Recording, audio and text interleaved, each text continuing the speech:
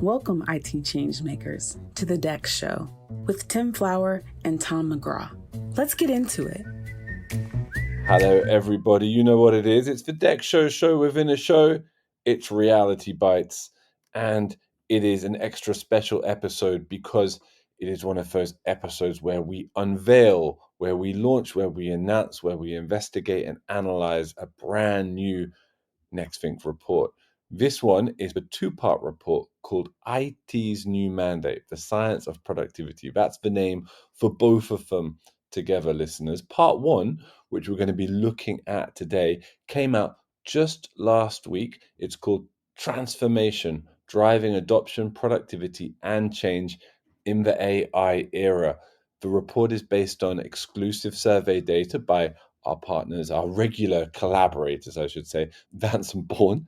It's a survey of over 1,000 senior IT leaders, asking them about how they feel about navigating AI transformation and turning that technology into measurable business value. I really think across these two parts, and we'll get into the second part when the second part is launched in just a few weeks' time here on the show. But that second part, but across both parts, I think it really touches upon a lot of issues which we're hearing customers talk about, we're hearing analysts talk about, we're hearing all kinds of conversation around, and really excited to get into it. We are joined today by Sean, Dina, Megan, and Oriana. So minus Tim, almost the full Reality Bites panel. Tim is still sleeping off his DEX World Tour, of course, and having some well-earned PTO. But Sean, let's get to you first of all, because we're very lucky in that you are the author of this fantastic report, and of course helped shape the survey from the ground up. So first of all, Sean, tell us about the motivation behind launching it. What was the intention, and why now? Sure thing. Yeah. So I think a couple of factors came into deciding to come out with this survey. Obviously, in the markets nowadays, there's a lot of unpredictability. You have AI always kind of being introduced each year with new promises, but also just the way that the economic markets are happening right now. There's a lot of focus on what does it mean to be productive. And it's one thing that we've talked about before in the past, but we really wanted to shape a survey around that theme. And then, I mean, selfishly as well, just for us, I think we have a lot of cool features with our product that can speak to that. So the timing was right to do it now, just internally with NextThink, but as well as kind of externally with what's going on in the world. And that concept that you just alluded to, Sean, what the two reports together go under the banner of the science of productivity, a bold idea. What does the phrase mean in the context of this research? Sure. Yeah. So I think there are like a couple central tenets to what we found with the data. So there's a big focus and excitement for AI. There's a big focus also on digital adoption, IT shifting to really make that a central tenet of what they're doing in the future. And then, of course, digital employee experience, something that we've always talked about and is always central to pulling the pieces together. But really, in order to stay competitive in the future, amidst that backdrop of change, IT kind of has to rewire its strategy, and it has to become a little bit more scientific with its approach and what it means by productivity. So that's kind of how we coined that term. And I think one thing that it kind of makes it obvious, but the leaders that responded to this survey, they came back, 97% of them say that improving digital productivity is the key mission for IT. Obviously, it's a big change from like years ago when probably their key mission was, dropping tickets or lowering their MTTR, things like that. It's clearly shifted over the years and really indicative that the times are changing. If I could sneak in an extra question, Sean, what do you see that connection between the themes of this part one of the report, adoption, and AI specifically, with that theme of productivity? How do you see that connecting? So I mean, obviously, a lot of the AI tools that we're seeing can help with adoption problems, and we've kind of pointed to that throughout the survey. But there's also stuff that goes beyond the technology when it comes to just kind of managing people and communication And I think that's what is going to set up nicely in part 2, which I won't reveal too much, but there's going to require some management changes or possible mergers between people, and not just inside IT, but outside. So it's kind of a cool survey because it gives you a wide scope on the problem and kind of points to different aspects just from like the ITSM world, but as well as just kind of a people management perspective. And we should emphasize to listeners, Sean, the authenticity of these surveys. I mean, obviously, we sense and suspect there's a story we want to tell, and there's a story we expect the industry to reflect back to us to some degree. But there's always that lovely sense of anticipation where you don't know what the data is going to be. You don't really know what you're going to find out. And on that point, what were you most surprised about by this data when it finally came back to us? Were there any sort of concrete disconnects or contradictions that really stood out in particular? Yeah, personally, I think when you're writing it and probably reading it, I hope the most interesting parts for me are kind of the gotcha moments. We don't try to be sneaky with these surveys, but we set up questions to try to understand the logic behind business leaders, and there were several of them in terms of kind of overestimating one's DEX or how to calculate one's ROI. One stat that really pointed to this contradiction or a gotcha moment was that 94% say they can prove the value of new investments. And then later on the survey, we found out that 93% came back and said they struggle to identify underperforming ones. So underperforming investments, which is kind of contradictory in that regard. And then I actually have another one that I didn't really know, or I suppose maybe the Tim Flowers of the world would know this, but I didn't. But one of the stats was that 69% agree they would definitely change SaaS providers more often if the cost of adoption were lower. So it's almost like they're being strong-armed to kind of stay in certain relationships with SaaS providers, and just because of the fear of a high cost to then carry out an adoption project, which was pretty interesting to me. And one of the sort of themes that underpins the report, and I think we'll kind of run through this discussion quite kind of conspicuously, is that of digital dexterity. Why do you think this emerged as a central thread across these themes in part 1, through AI, through adoption, through productivity? And I think you just touched upon something that's relevant to it in that idea of the cost of adoption when it comes to sort of being held hostage, if you will, by your apps. Yeah, for sure. So obviously, like getting a digital project or a new software in play is a lot of work, but then it comes down to the people and how comfortable they are using it. So I think digital dexterity is like a real linchpin in kind of holding this whole thing together. So new technologies they're only beneficial if like employees are actually using them. And as simple as that sounds, a lot of the IT leaders admit that they can't entirely solve that part of the equation.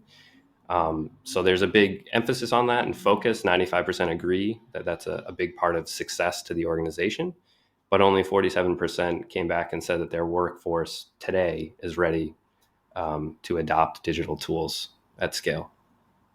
Fantastic. It's a great piece of work, Sean. Thank you so much. Oriana, so we were circulating this new report, a pre-release copy last week, Oriana, so that everybody got a chance to read it, to look at it, to gather their thoughts and their takes for this recording. And you report back, you've been doing some in-depth qualitative research on, if I recall correctly, AI adoption. Do I have that right, Oriana? Is that accurate? Yeah. I've been really focused on AI dexterity for all of the reasons that Sean has mentioned, right? Like we know that this is a pressing concern for our customers, so we're trying to make Yeah. sure that we are going to be giving them the tools they need to do that. Well, so interested to hear more about it. How long has the project been going on? What's it involved? And I guess you can flow into your findings as naturally as you like. Sure, yeah. So this has been my main focus over the past few months. I've been working with a lot of our different project managers, and if there are customers listening to this, I'm sure a few of them will have been part of those conversations because we've been speaking to a lot of different customers about their challenges, their goals, as well as a number of people who aren't customers of ours. We interview people in a lot of different roles, because one of the things that Sean mentioned, right, is that a lot of this stuff isn't just happening in the traditional IT rooms that we're used to. It's issues that touch on so many different parts of organizations. So we've been really trying to understand, what does that look like in practice? Who's involved? And what do they need in order to drive the adoption of AI to get to these productivity improvements? And also, that's one of the biggest challenges too that I've heard, is that there are so many teams involved that it does require breaking down traditional silos and being able to cross collaborate with different groups that have different goals. Mm-hmm. Yeah. What is the expectation for how this process of coming digital disruption looks like as compared to previous waves? And how clear do you think the expectations are around it, in terms of the types of applications, the types of impacts it makes on the types of the different professional impacts it makes on different areas of the business? Mm-hmm. I think one of the things that I hope people find comforting is that some of it will be the same. It's just going to be applied in a new domain. So one of the things that I've heard is that organizations are leaning heavily on their existing processes for evaluating tools, for getting things implemented. But the ones that are really most mature are the ones that have dedicated change management teams that can really tackle the challenges that we've been hearing about and talking about also in general, right? Like, in previous episodes, we've talked a lot about how massive tech stacks are nowadays, right? Organizations have so many different types of software. That's something that's translating to AI as well, right? Organizations don't have an AI tool. They have a variety of SaaS tools, many of which have AI, plus potentially a dedicated Gen AI. A lot of them even have more than one Gen AI focused on productivity. So that's part of both the benefit and the challenge, is that we have existing processes for this, and none of those challenges are going away that already exist. They're just being applied to a whole new domain. Actually, there's a great quote. Somebody said, "I need an AI for my AI," because he's managing. This was a CIO who is managing, so many different AI tools, and so that's the kind of thing they need, is that cross visibility, the ability to also tackle the human side, right? So some of the other big challenges that we've heard and that are reflected in these surveys as well is, how do you address the human side of change? And that's where having dedicated teams can really help. But there's a lot of different ways to tackle that.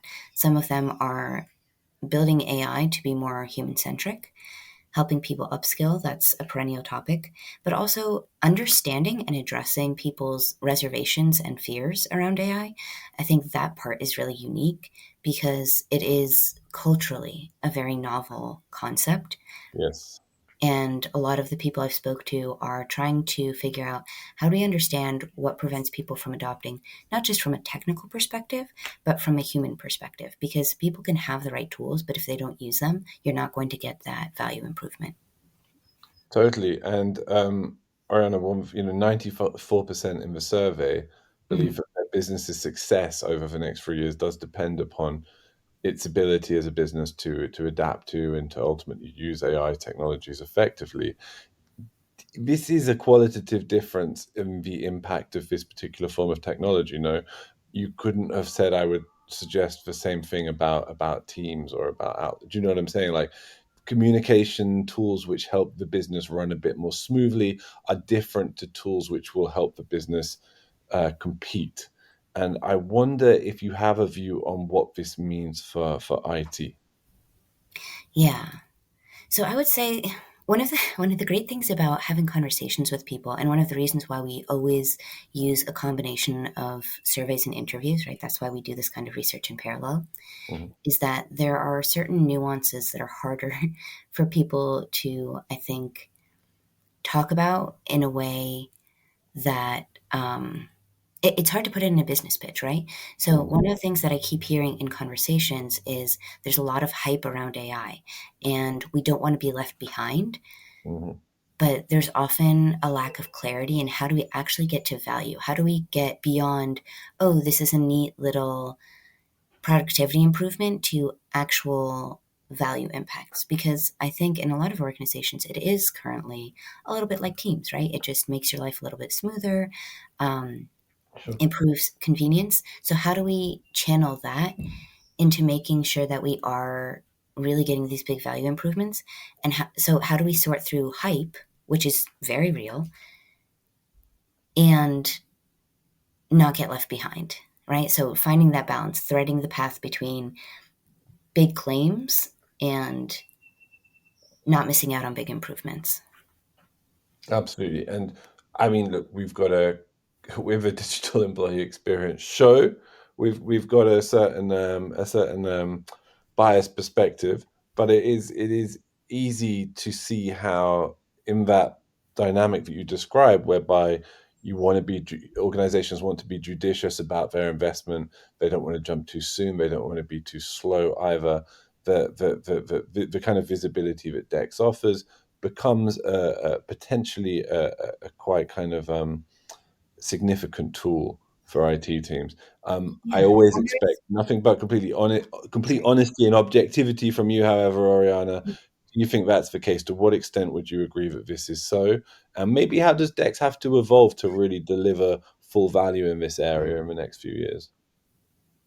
Yeah, so the thing that immediately came to mind when you mentioned this was the stat in the survey around how IT sometimes struggles to get buy-in from other parts of the business. Right. The survey said it was like 68% said this is a challenge. And this just definitely reflects some of the things that I've heard in conversation, is that you've got a lot of different teams that have end goals and different mindsets about these types of problems, right? So I think a big chunk of getting everybody on the same page and actually getting to digital dexterity is about really understanding all these different agendas, right? Like it's very easy for us to think of a company as a single entity, but it's not. It's a collection of people. Mm-hmm. And different people are just going to be having really different experiences with AI when there are so many tools, when there is such a range in quality. So how do we get that to those real world outcomes? Well, first you have to understand what are the real world outcomes that these different entities require. And I think the organizations that manage to build a culture where trial and error is safe, Mm-hmm. and there are, good sandboxes, good collaborations, that's where they're going to really discover how to do that. Fascinating. So glad you happened to be serendipitously conducting those interviews as we were developing this survey, Oriana. Fascinating stuff. Megan, I know we don't have you for too long today, sadly, so let's talk a bit about digital adoption specifically, another key theme running throughout the survey. First of all, let's be really concrete and give a definition of what we're talking about in this context, because adoption can be a bit of a sort of a broad and amorphous term, I find. Yeah, definitely. And first, I just want to say, Oriana, it's always such a pleasure to listen to you talk on this podcast, even though I know I'm also on this podcast. But you always say things where I'm like, yeah, that too. So I'm probably going to be echoing you in some of my answers here. But always just so insightful and so funny you were doing that same research at the same time as us. Agreed, Megan, agreed. I know, so great. But okay, so adoption. Adoption it's essentially the kind of like unspoken need underpinning a lot of what you and Oriana just spoke about, right? It's a concrete strategy and then also tool set that a business can put in place to help their people adopt or be able to use the technology that's being given to them.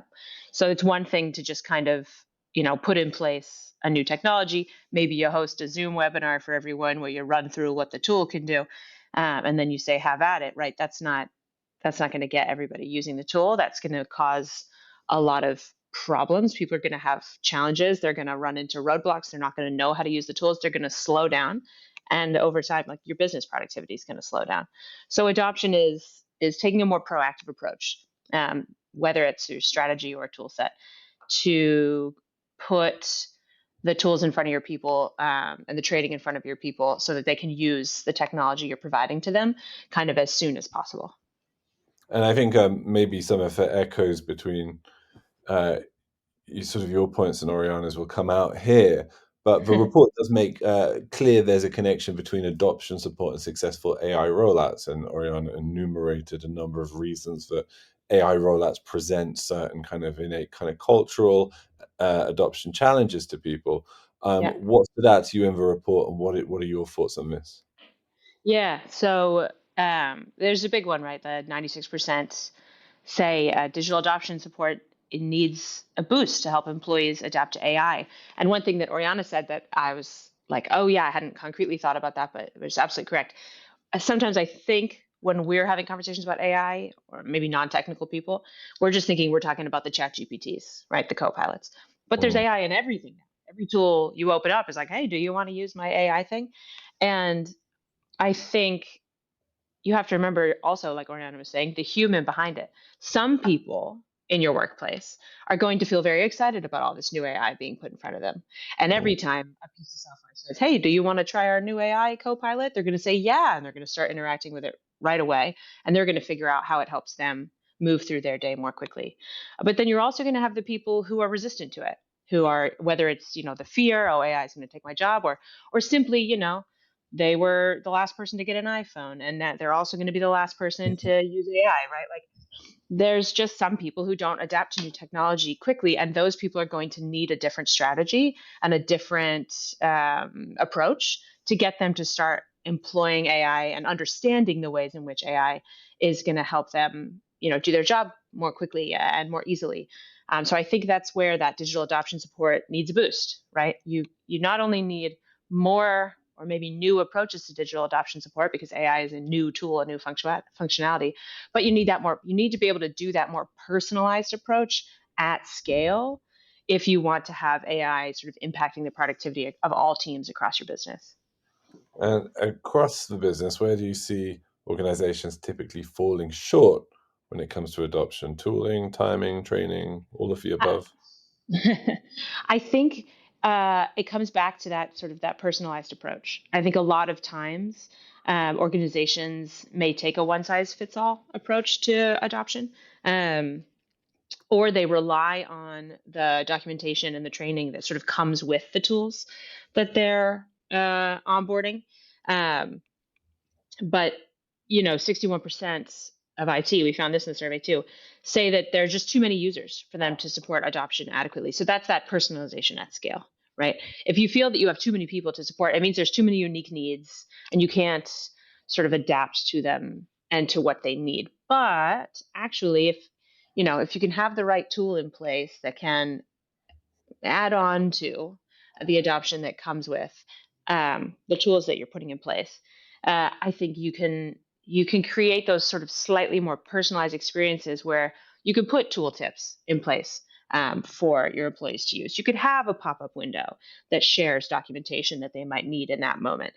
You could have a writing assistant that shows them where to write and what to write. So it meets them kind of where they're at in the moment as they're trying to use the tool, and kind of can help address that, there's too many people for us to help.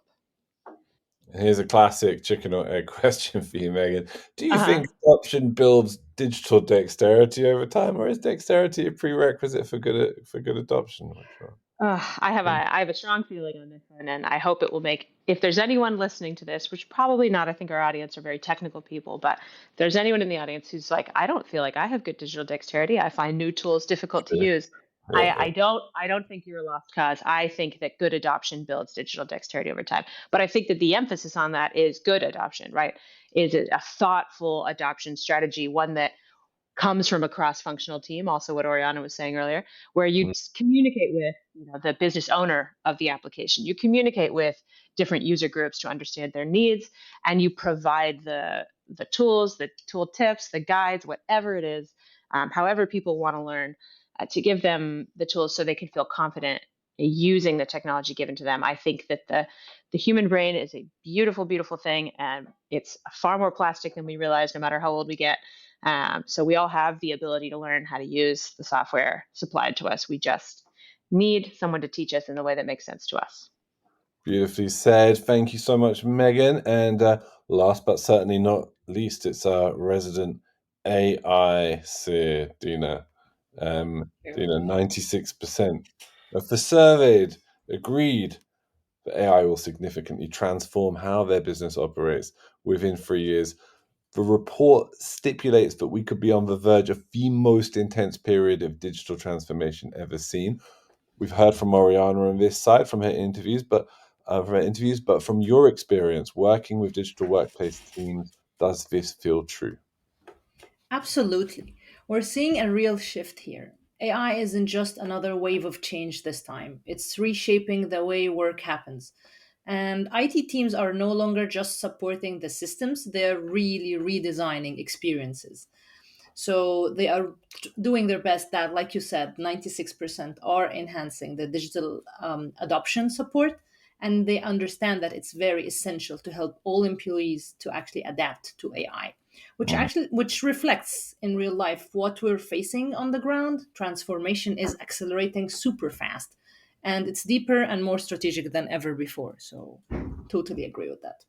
I guess to develop that theme, what stood out to you about how IT leaders are thinking about digital transformation in the AI era, maybe as against previous eras of digital transformation, but maybe just in its own right?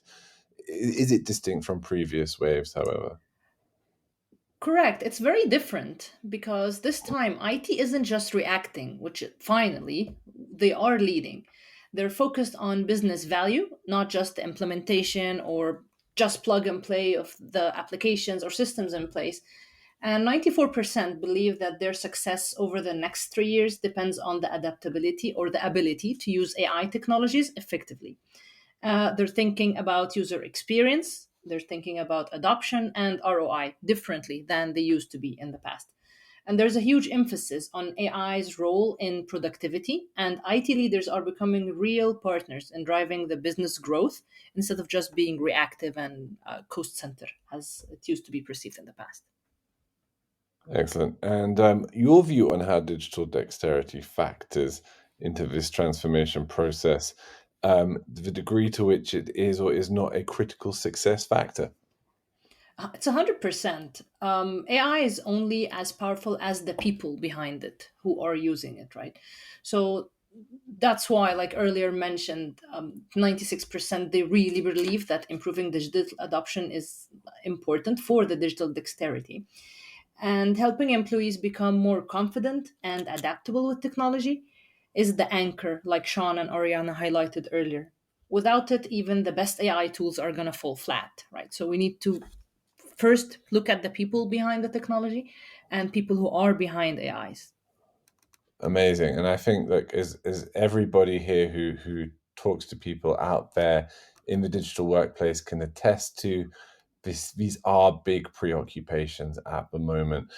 If you're interested in how your business is preparing for AI transformation, if any of these topics are significant to you, if digital adoption is a significant priority to your digital workplace team, we absolutely encourage you to download this report and to prepare for part 2 of it as well, which we'll pick up again in a few weeks' time here on this very show. But there is a link to the report, of course, in the show notes. And I should stress, it's completely free for you to own, download, and read. So please do check it out. Please do let us know what you think of it. Look, thank you so much, everybody, for your contributions to this discussion. Oriana, we would love to have you guest on the DEX Hub to hear some more about this research that you've been doing. I think that would be a great addition to this kind of to this season of AI transformation, content and thought leadership that we're currently kind of embarking on. So you should connect with Sean after the show. And just for remains for me to say thank you so much, everybody, and we'll see you soon. Bye. To make sure that you never miss an episode, subscribe to the show in Apple Podcasts, Spotify, or your favorite podcast player. And if you're listening on Apple Podcasts, make sure to leave a rating of the show. Just tap the number of stars you think the podcast deserves. If you'd like to learn more about how NextThink can help you improve your digital employee experience, head over to nextthink.com. Thank you so much for listening.